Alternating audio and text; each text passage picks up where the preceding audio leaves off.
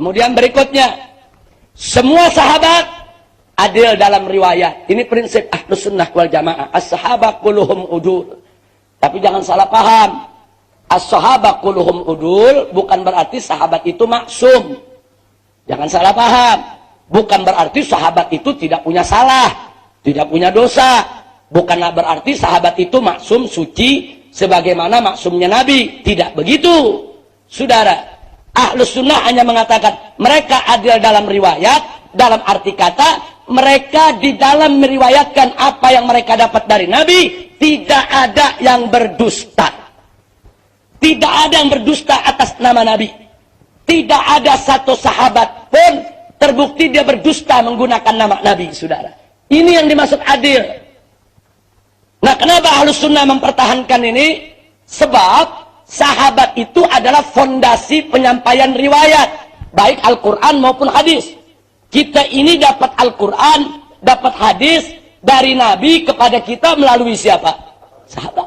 Kalau sahabatnya kita jelekin, kalau sahabatnya kita tajrik, kalau sahabatnya kita tidak percaya, maka Al-Quran dan As-Sunnah akan ikut cacat, saudara.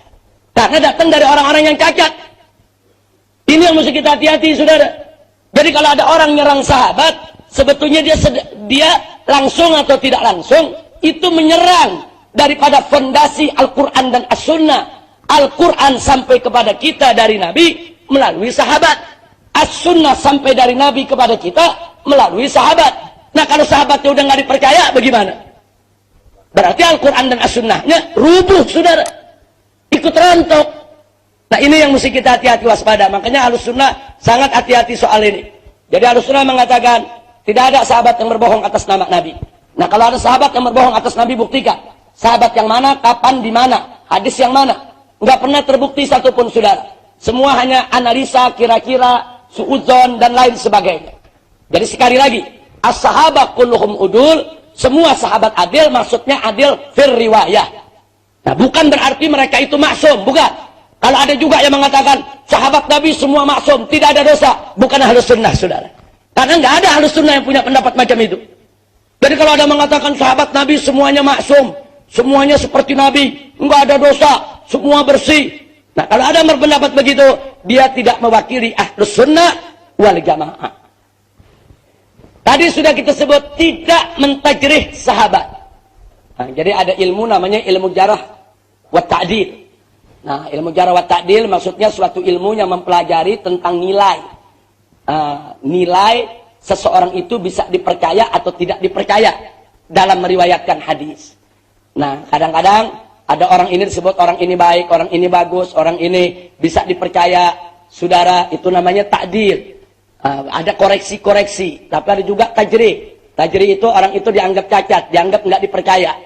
Nah, maka itu di sini karena semua sahabat adil dalam riwayat, maka tidak dibenarkan mentajrih sahabat.